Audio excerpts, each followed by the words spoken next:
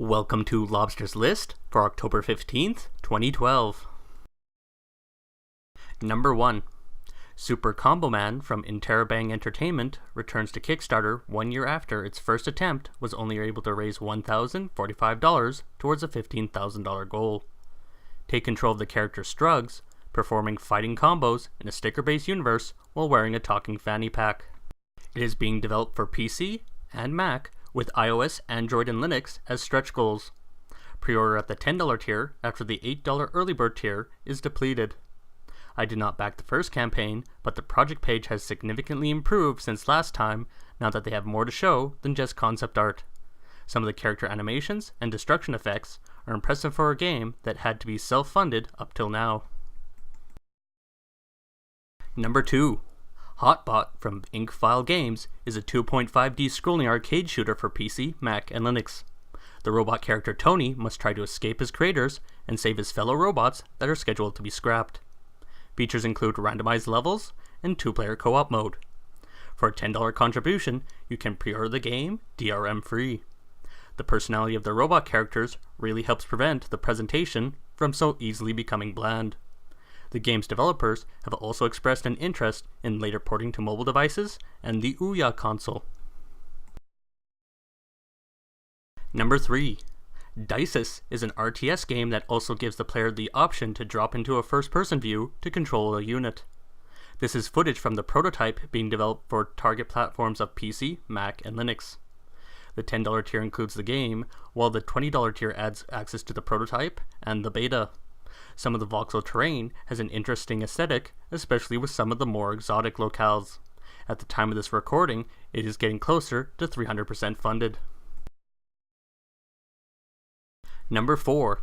Saga Kingdoms is an MMORTS from the developers of the game Saga, a free-to-play game that launched back in 2008. Saga Kingdoms will be using the Unity engine, so it can be played from a client or from within a modern web browser. The game is in alpha, still using some of the assets from the first game. Saga functions similar to some trading card games and has been described as a collectible RTS. The first game even sold unit booster packs like a CCG. Army composition also matters as each unit class has a special effect. Their example is that for each halberd user, the whole group gets a slight attack boost. For each swordsman, the whole group gets a slight defense boost. Part of the player's strategies will be managing the ratio of different types of units. Players can each get a city to control, and at the $5 tier, you can have Kickstarter exclusive flag runes for your units and structures to display.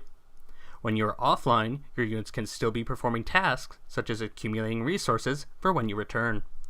By contributing $15, you will also get $15 in store credit, a Kickstarter exclusive archer unit, and an invitation to become a beta tester. At the same time on Kickstarter, there's also the Shadow Cabal film project related to this that I'll talk about later. Number 5. iBeg from Last Pick Productions is a game simulating the life of a homeless person surviving in Vancouver, British Columbia. Maintain your spirit, health, and hygiene meters by performing various activities like busking. This game reminds me of the game Canvasser that was on Kickstarter back in June. Like Canvasser, this campaign might not get funded unless it gets a surge in pledges. There is a copy of the game for iOS or Android at the $5 pledge level. All backers will have access to a private forum. I actually saw the mention for this on the CTV news feed on my phone moments before I saw it appear in the recently launched section. The background art for Vancouver locations is something I really like, but that is because I've been to some of those places. Number 6.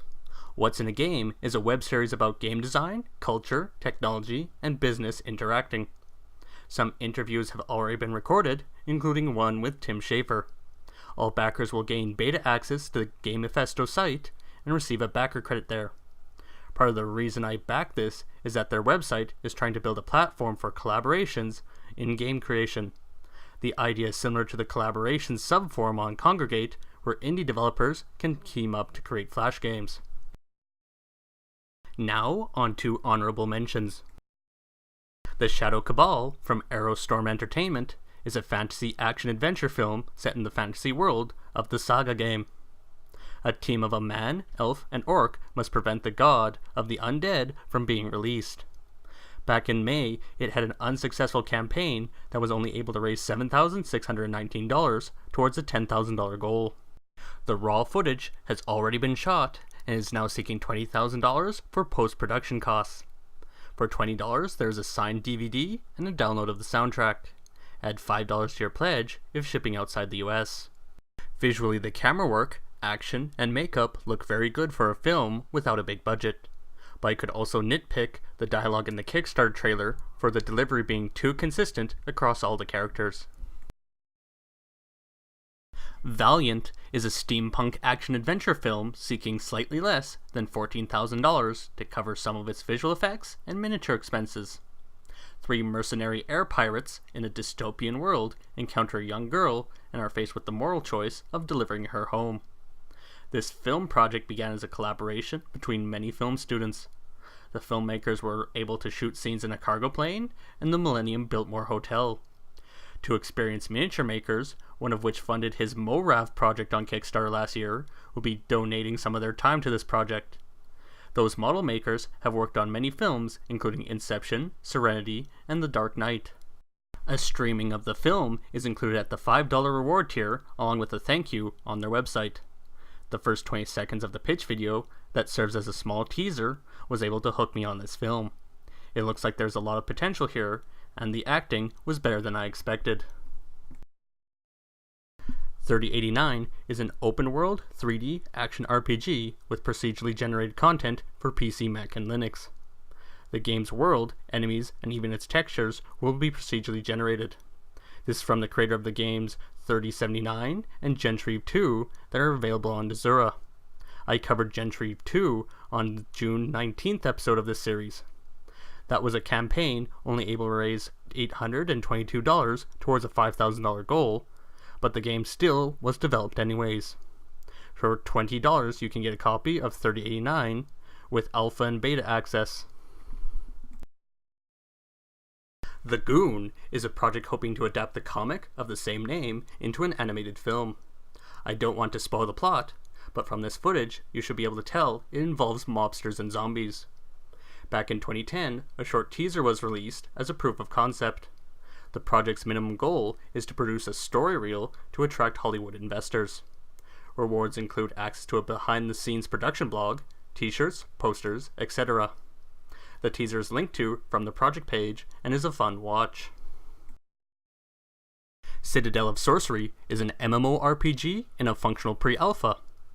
One of its selling points is procedural generation was used to build a game world the size of the Earth that no individual player is expected to be able to fully explore. Another is the game design behind its dynamic system for changing stories. A $5 pledge can get you an in-game title of patron, a backer icon, and a thank you on their website. The pitch video is an entertaining one with maybe a bit too much focus on the comedy.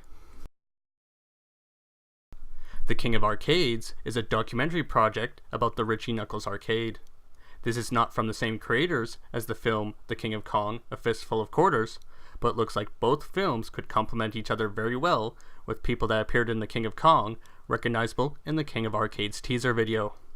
The $25 reward tier includes a DVD, a Kickstarter-only art card, a postcard, a download of the soundtrack, and listed as a supporter on their website. If shipping outside of the US, add $10 to your pledge.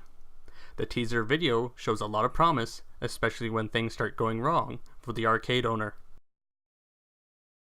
EMOKI is a project to produce wearable robotic animal ears that emote. I've seen this product featured on multiple gadget sites in the past. A headset monitors brainwave electricity to respond to your emotional state. The 4 ear covers are interchangeable for different styles and animal types. You can pre-order one of these headsets for $100. Add $15 for international shipping. Shaker is an RPG with 3 agents of the Shaker Corporation sent back in time to a medieval past to stop a disaster's chain of events. Tom Hall, one of the co-founders of id Software, has teamed up with Brenda Brathwaite, a game designer with over 30 years of experience, to create an old-school style RPG. The $20 tier includes a download of the game for PC, Mac, or Linux. This only gets an honorable mention because there are parts about this campaign's execution I have worries about. The campaign also launched with very little information. Kickheart from Production IG is a project to create a short anime film. The story involves Romeo, a male pro wrestler, and Juliet, who is a female wrestler trying to hide the fact that she is also a nun. If you are an anime collector like I am, then hearing the director of Mind Game and Kaiba is behind this might immediately grab your attention. One of my favorite directors, who directed Ghost in the Shell, is also consulting on this film. Until recently, anime fans outside of Japan had to wait for a title to be licensed before really being able to support the content creators, and by that time, a series' fate is often decided by the Japanese market. If this campaign is successful, there's talk about Kickstarter being a way for North American fans to be able to have more influence on what types of anime get produced. I am happy to say it is already past the 50% funded point towards a $150,000 goal. Thank you for watching, and I hope this helps those projects.